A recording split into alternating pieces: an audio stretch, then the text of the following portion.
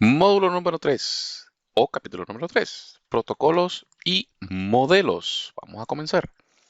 Este capítulo nos va a llevar sobre lo que son las reglas, los protocolos, los modelos de referencia y cómo ocurre ese proceso de encapsulación y desencapsulación cuando comunicamos datos.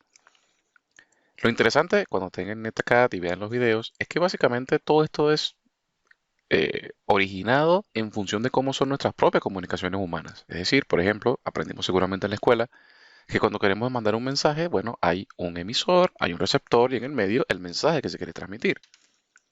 Y que si se siguen ciertas reglas en ese proceso, pues la comunicación es efectiva. Bueno, lo mismo ocurre con los equipos de networking.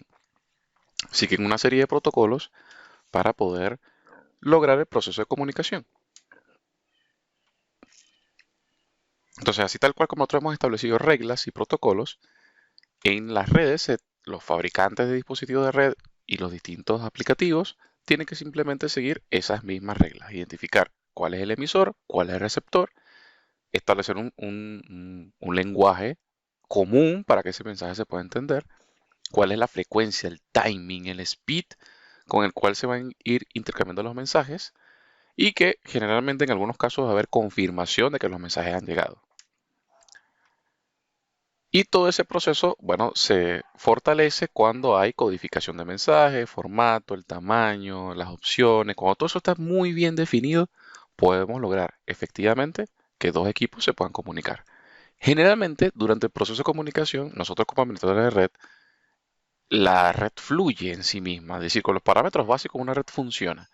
Nosotros podemos involucrarnos un poco más en profundidad es cuando queremos mejorar o cuando estamos en situaciones donde la congestión de esas mismas comunicaciones son tales que hacer necesario ajustes referente a la calidad de esos mensajes, a esos mismos timing y frecuencias o ampliar capacidades, pero en líneas generales esto ocurre bastante automáticamente. Y aquí tenemos una breve explicación que ya lo hemos visto, por ejemplo, en el video eh, de la capa de red. Cada uno de los diferentes protocolos que interactúan en el proceso tienen un formato de su mensaje y tienen una serie de campos que permiten que ese mensaje efectivamente llegue a la respectiva capa del lado opuesto. Recuerden que, por ejemplo, la comunicación de un nodo A con un nodo B, lo que manda el nodo B tiene que tener la misma capacidad de entender lo que se está mandando. Así que básicamente los dos actúan sobre las mismas capas de protocolos.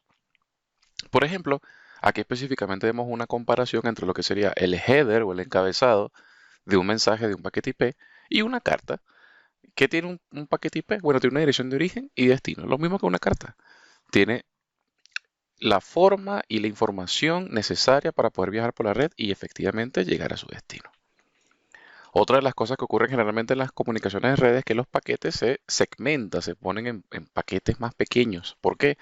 Porque si mandásemos todo en grandes volúmenes de información en una única unidad, si esa unidad se perdiese, el esfuerzo que genera volver a mandar todo ese gran volumen de datos sería tremendamente grande. En cambio, si lo mandamos en pedazos más fragmentados, más pequeños, si tan solo uno de esos pequeñitos paquetes se pierde, ese único paquetito perdido o esos pocos paquetes son más fáciles de reenviar.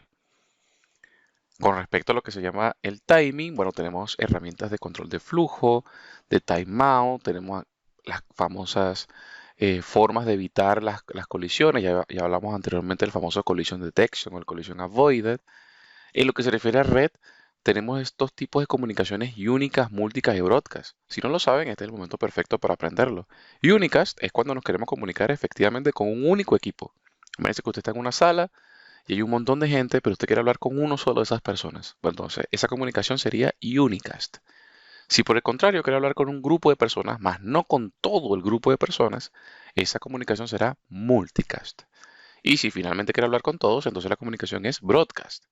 Estos son procesos de comunicación que se dan generalmente cuando hablamos de IPv4. La única diferencia con IPv6 es que broadcast no existe como tal. Y existe un modo de comunicación nuevo en IPv6 que se conoce como Anycast, que lo veremos muy al detalle cuando estemos viendo IPv6. Aquí tenemos una representación gráfica de esos tipos de comunicaciones. Veamos los protocolos. Generalmente cuando hablamos de protocolos de red, eh, básicamente vamos a encontrar que están como ordenados de forma que igualmente como lo hemos estado revisando, estén en capas, básicamente. Entonces aquí tenemos algunas de las funciones de cada uno de esos componentes de los protocolos, como el direccionamiento, la confiabilidad, el control de flujo, el secuenciamiento, el detección de errores o el application interface. Son todos estos elementos que han pensado un montón de gente antes de nosotros llegar a este video, hace 30 o 40 años, que decidieron establecer estos estándares para lograr que una comunicación en la cual generalmente no tenemos injerencia, sino son los equipos de comunicación, para que la comunicación sea efectiva. Entonces la interacción generalmente, insisto, se da en capas y cada capa es responsable de que su función se cumpla al 100%. La capa inferior o la capa superior es, digamos, tiene fe en que la capa hizo lo que tenía que hacer, porque no, a pesar de que trabajan todas juntas, son bastante independientes unas de otras, ¿sí? Por ejemplo, aquí tenemos un proceso de comunicación bastante sencillo, por ejemplo, por HTTP. Queremos ver una página, por ejemplo. Bueno, ese proceso de interacción no solamente conlleva al protocolo HTTP, necesita que ese contenido de esa página viaje. ¿Y viaja sobre qué? Sobre, por ejemplo, el protocolo TCP. ¿Y el protocolo TCP por dónde viaja? Bueno, encima del protocolo IP, que es el que va a hacer que ese paquete viaje por toda la red de Internet, por ejemplo. Y bueno, ¿cuáles son los medios físicos que van a controlar ese viaje de ese paquete? Bueno, generalmente va a ser Ethernet. Y cada uno tiene sus diferentes reglas y sus diferentes features para lograr la comunicación. Entonces, ese conjunto de protocolos se ordenan en suites de protocolos o stack de protocolos. Y aquí tenemos una visión bastante amplia de uno de los protocolos más famosos y que hoy en día sostienen enormemente las comunicaciones en el mundo, el protocolo TCP/IP, que tiene estas capas que están aquí: Application, Transport, Internet y Network Access. En cada una de esas capas interactúan los protocolos que nosotros conocemos, y si no los conocemos ya lo empezamos a ver, que ya hablamos de HTTP, DNS, TCP, IPv4, Ethernet. Vean que cada uno de esos protocolos está asociado a una de las diferentes capas del modelo TCP/IP. TCP/IP no es el único, ¿no? TCP/IP dio pie a que después se organizara en el estándar OSI, creado por la ISO, una buena jugarreta allí de siglas. Y antes de eso, mucho antes de eso, existían protocolos como AppleTalk y Novel Network. La idea es que ahora mismo tenemos más estándares abiertos que todos puedan interoperar y antes eran como más privativos, ¿no? AppleTalk y Novel Network eran protocolos de redes específicamente para esas arquitecturas. Ahora tenemos estándares más abiertos, ¿no?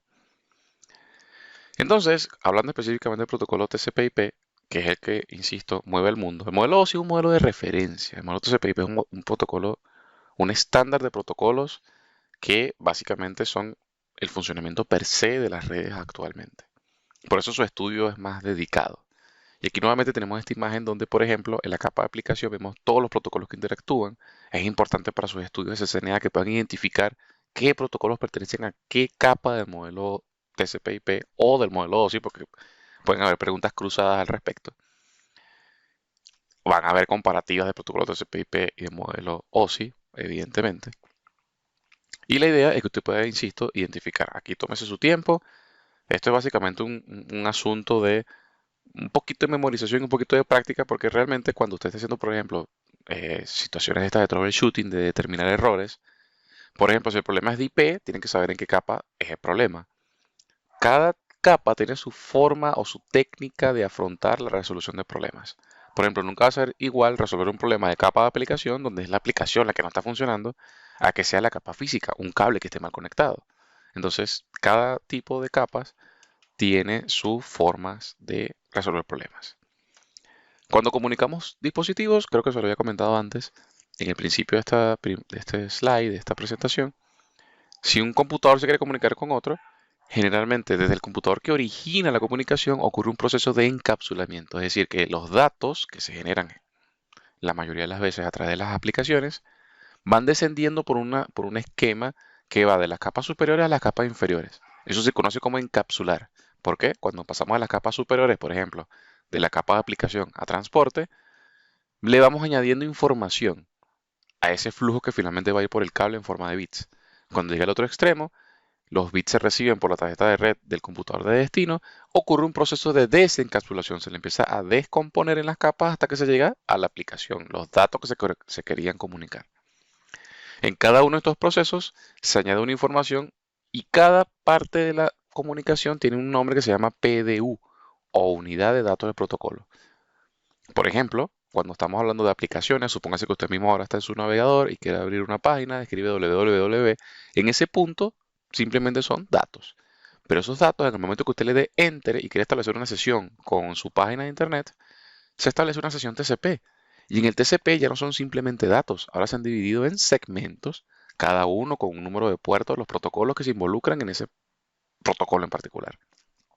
Lo puedes revisar, retroceder el video y vea qué protocolos intervienen en la capa de transporte. Después de los transportes vamos a los paquetes, porque esos segmentos tienen que viajar sobre diferentes unidades que lo direccionen a través del mundo de Internet o de la red, porque recuerde que Internet no necesariamente está presente en todas las redes. Y entonces ya no se convierten en segmentos, sino que ahora son, además de segmentos, son paquetes, cada uno con una dirección IP distinta. Bueno, distinta no, si es la misma comunicación es la misma IP, disculpen. Y después del paquete vamos a hablar de tramas. Las tramas ahora necesitan una identificación para comunicarse en los medios locales. Entonces tendrán la MAC de origen, de la tarjeta de red de origen y la MAC de destino de la MAC a la que se quieran comunicar. Si no se la saben, hay protocolos que sirven para identificar esto, como ARP. Y hasta que finalmente se codifican todas esas tramas en las diferentes señales que se van a transmitir por los medios, bien sean eléctricos, inalámbricos u ópticos. Las organizaciones que se encargan de que todo esto funcione tal cual como se lo he indicado son esas que están allí. Estaría bueno que ustedes puedan ir y visitar esos diferentes portales, asociarse a sus newsletters para que les lleguen las notificaciones de las cosas nuevas, en qué estándares se están trabajando, etcétera, etcétera. Ahí tenemos muchos de ellos. Es bueno visitarlos para ir sabiendo más o menos de qué se trata cada uno. Aquí está la famosa comparación entre el modelo TCP/IP y el modelo OSI. Vean que hay capas que son similares, capas que se han unido para representar cosas. Si van a la historia, TCP/IP fue el protocolo fundamental, fundacional. Después, en el tiempo, fue que se creó el modelo OSI a manera de referencia para todas las organizaciones y compañías que fabricaban componentes de red. Y nos explican acá un poquito de cuáles son los beneficios de utilizar un modelo o todo esto basado en modelos en capas. Básicamente lo principal es permitir la competencia, evitar que ciertas tecnologías sean incompatibles con otras, ¿sí? Proveer un lenguaje común. Tener esto en capas es sumamente útil. Aprenderse lo que ocurre en cada capa, el modelo OSI y el TCP/IP es fundamental.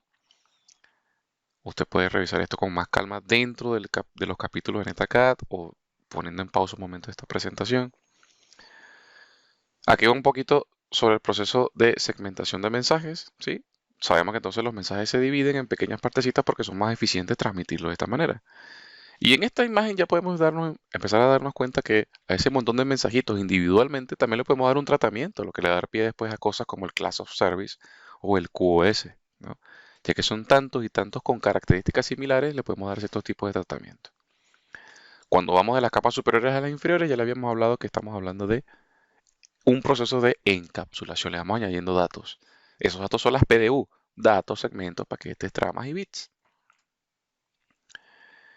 Y por supuesto el proceso que ocurre a la inversa cuando llega el destino es desencapsulación. Aquí tenemos un poco de lo que ocurre en cada capa. Por ejemplo, la capa física hay sincronización de bits. En la capa de red tenemos IPs lógicas de origen y destino. En la capa de transporte tenemos números de puertos. ¿Sí? Por ejemplo, aquí estamos hablando de capa de red, IP de origen y de destino. ¿Sí? Eso ocurre tanto en IPv4 como en IPv6. En las capas de enlace de datos tenemos MAC de origen y destino. ¿Sí? Cada uno con sus diferentes roles dentro del proceso de comunicación. ¿Sí? En el escenario que usted está en NetACAD, usted va a ver esto todo detenidamente. Si usted tiene ahora mismo instalado Packet Tracer, puede instalar fácilmente un par de computadoras, un switch, intenta hacer ping entre ambos y va a ir viendo detenidamente en un proceso simulado cómo todos estos datos se van intercambiando hasta que se logra la comunicación de extremo a extremo. Cómo es de importante que las direcciones físicas van cambiando cada vez que nos movemos de un segmento de red a otro, mientras que las IPs lógicas, que son las IPs, se mantienen intactas, solamente van cambiando las IPs, las direcciones físicas, perdón. Por supuesto, en cada módulo, como siempre lo hemos dicho, tienen prácticas, tienen examen, tienen resúmenes Y la idea es pues que usted lo pueda revisar todo conjunto con nosotros. No se limite, esto fue apenas un pequeño brief de lo que hay en este capítulo. Asistiendo a nuestras clases, haciendo las actividades prácticas, leyendo por su cuenta y investigando por su cuenta, es que va a lograr el proceso de comunicación y de aprendizaje. Por su atención, chicos, muchísimas gracias. Nos vemos en la siguiente lección con más datos que tenemos que enseñarle acá desde CACCNA. Un placer.